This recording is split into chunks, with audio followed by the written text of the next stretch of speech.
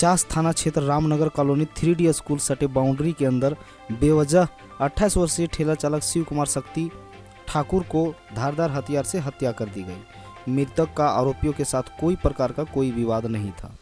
वह अपने मित्र रामनगर कॉलोनी निवास राहुल रवानी के बुलावे पर शनिवार रात लिट्टी चोखा पार्टी में गया था। पार्टी चल रही थी। इसी बीच आरोपी विनय यादव, राजू यादव, विकी चौरसिया उर्फ बुलेट, विकास यादव, दानिश खान एवं विशाल यादव हरवे हथियार से लैस होकर मौके पर पहुंचते ही आरोपियों ने मृतक के दोस्त राहुल रवानी पर हमला कर दिया। बुरी तरह से मारपीट शुरू कर दी। मित्र को पीटता देख मृतक उसे बचाव में आया। फिर आरोपियों ने मृतक पर हमला कर दिया।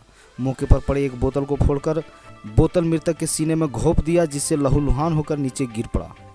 सरकारी स्कूलों में बच्चों को यूनिफॉर्म के लिए मिलेगी नगद राशि, हो रही तैयारी। झारखंड के सरकारी स्कूलों के छात्र छात्राओं को जिन्हें अब तक पोशाक की राशि नहीं मिल सकी है, उन्हें नगद राशि मिल सकेगी। बैंक खाता नहीं होने के कारण 15 लाख छात्र छात्राओं को पोशाक की राशि नहीं मिल सकी है, जिससे वे नई पोशाक नहीं खरीद सके हैं। स्कूली शिक्षा एवं साक्षरता विभाग नगद राशि भुगतान की तैयारी कर रहा है। इसके लिए प्रस्ताव कैबिनेट में शिक्षा विभाग भेज सकता है। देवरी प्रखंड के ग्राम जमखोखरो व गवर टोली में जैविक कृषि को बढ़ावा देने के उद्देश्य से सोमवार किसानों के खेत से परीक्षण के लिए मिट्टी लिया गया तथा जानकारी देकर जागरूक किया गया। अपना वैन कंपनी की ओर से स्थानीय किसानों को जैविक कृषि से संबंधित बढ़ावा देने और जागरूक करने के साथ कई जानकारियां दी गई। साथ ही संतोष स्वर्णकार, परमिला देवी, विश्वनाथ मंडल सहित कई किसानों के खेत से परीक्षण के लिए मिट्टी ली गई। मौसम के दगा से किसानों में छाई मायूसी। मौसम के दगा से खरीफ फसल किसानों को हाथ नहीं लगी। इसकी भरपाई के लिए अन्नदाता किसानों द्वारा धान के खेतों में बड़े पैमाने पर सरसों और गेहूं की खेती की जा रही है। सरसों की लहलहाती फसलों से खेत गुलजार है, लेकिन लगातार तापमान में गिरावट होने से गेहूं को छोड़कर सरसों और आलू के फसलों पर इसका असर पड़ने की प्रबल संभावना बताई जा रही है, जिससे किसान हताश हैं। किसानों का कहना है कि समय पर बारिश नहीं होने के कारण धान की खेती नहीं कर पाए। बिहार में कोहरा का काल, बोलेरो ने 5 लोगों को कुचला, मां बेटी की मौत। पूर्णिया जिले के भवानीपुर थाना क्षेत्र की सुपौली पंचायत के बभनचक्का संथाली टोला में सोमवार सुबह को अनियंत्रित बोलेरो ने दरवाजे पर अलाव सेंक रहे 5 लोगों को कुचल दिया। इस हादसे में मां बेटी की मौत हो गई।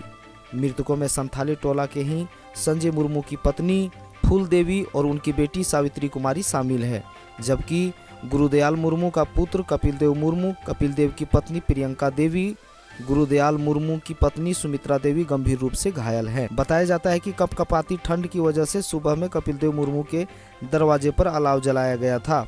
कुछ महिलाएं भी अलाव सेक रही थी। घना कोहरा और तेज रफ्तार होने की वजह से बोलेरो चालक ने संतुलन खो दिया और दरवाजे पर अलाव सेक रहे सभी लोगों को कुचलते हुए भाग निकला।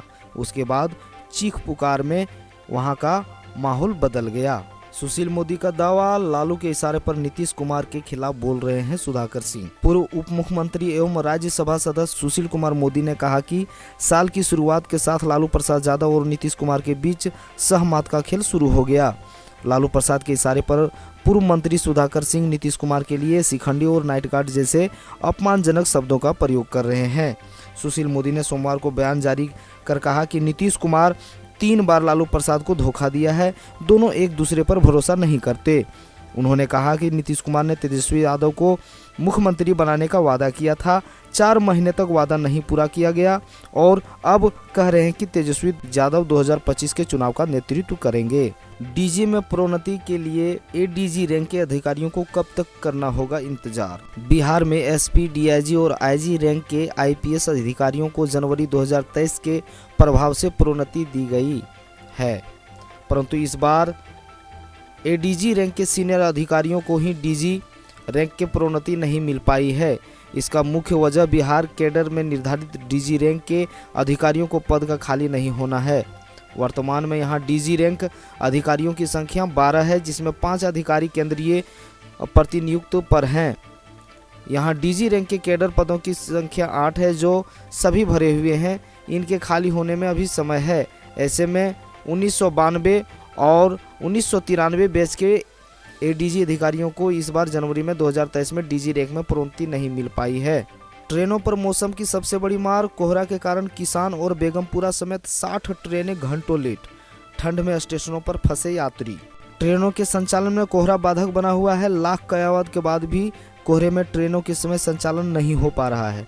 सोमवार को मुरादाबाद रेल मंडल के करीब 120 स्टेशन कोहरे की जद में रहे। पंजाब व जम्मू से आने वाली ट्रेनों पर कोहरे का ज़्यादा असर पड़ा।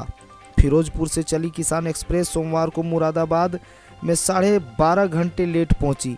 इसी तरह से जम्मू से वाराणसी जा रही बेगमपुरा एक्सप्रेस भी 11.25 घंटे लेट चल रही है।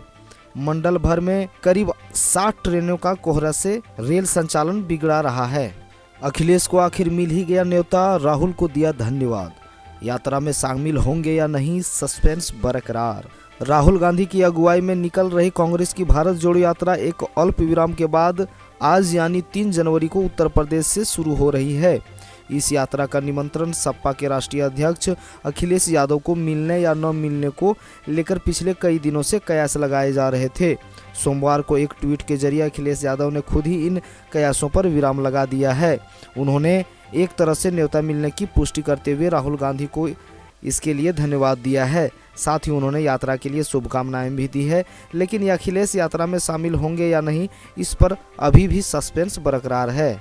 नए साल का जश्न मनाने गया आगरा का इंजीनियर समुद्र में डूबा, दोस्त बनाते रह गए वीडियो। आगरा के आवास विकास कॉलोनी के रहने वाले तुलसीराम का बड़ा बेटा दीपक मखीजा की पिछले साल सॉफ्टवेयर कंपनी में बेंगलुरु में नौकरी लगी थी।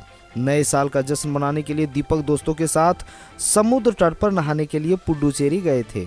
31 दिसंबर को वह समुद्र में नहा रहे थे। वहीं एक दोस्त वीडियो भी बना रहा था। समुद्र की लहरें तेज थी, तभी एक लहर इतनी ऊंची आई कि दीपक को साथ बहा ले गया। नए साल के पहले दिन उसका शव बरामद हुआ। वहीं सूचना मिलने पर घर में कोहराम मच गया।